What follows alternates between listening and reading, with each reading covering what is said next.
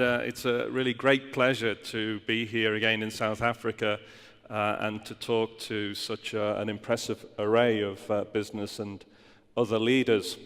What I want to do this morning is to talk to you briefly about the lessons that I learned.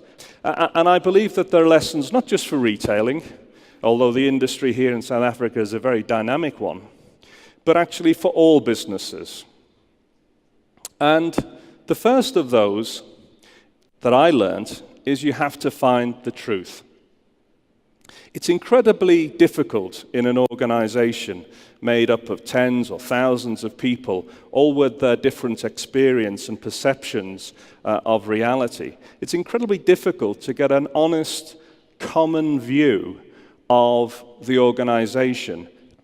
I found that the most reliable guide was our customer. They seem to have less of an axe to grind, less than advisors, less than middle managers within the business.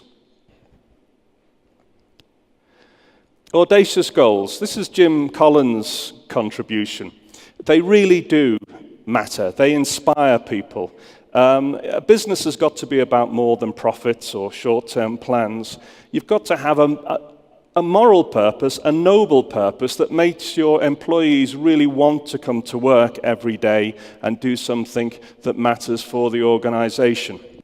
I found that visions, values, culture matter more in business success than the hard side of management, finance, IT, marketing, strategy, actually the things that most of us spend most time on at work or in business schools. And I think that's because the real quality of business is in the trust and confidence and esteem of the people who work there.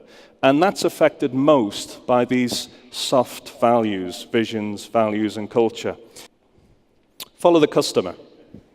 Well, customers move much more quickly than industries.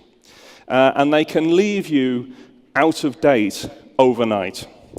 Their tastes in fashions, in technology, their social interests, they can just change.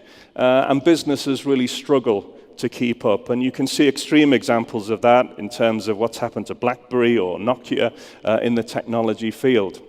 All you can do as a business is stay as close as you possibly can to your customer.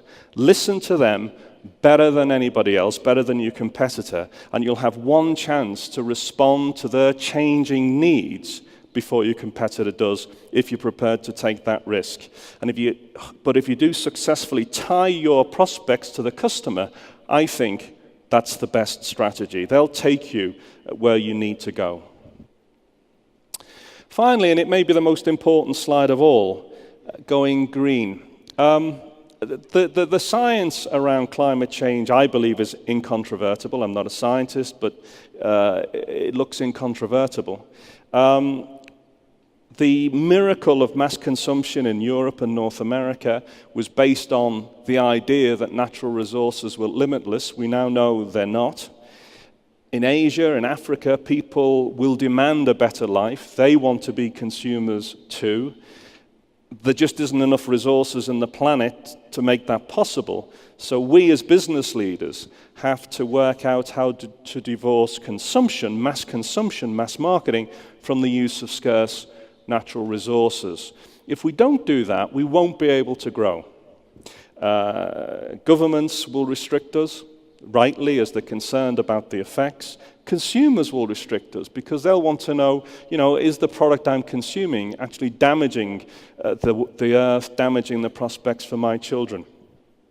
I believe it's possible. The technology is there. As long as we listen very carefully to consumers, as long as we make sustainable consumption desirable, and as long as we work with governments as businesses in a constructive way, we can solve the problem. Let me leave you with an example. This is the world's first zero-carbon supermarket. Now, supermarkets are right in the middle of mass consumption. They use a huge amount of carbon in products and logistics and serving and refrigeration. This is zero carbon. To do it, we built it of wood. We had completely new glass, completely new refrigeration systems, heating systems. It's powered by reused vegetable oil. We export the extra supply to power the local houses. The point is, consumers didn't feel they paid a price for a sustainable store. They actually preferred the store. They could carry on consuming in the way that they had, but on a much more sustainable basis. And these stores now are being built all over the world.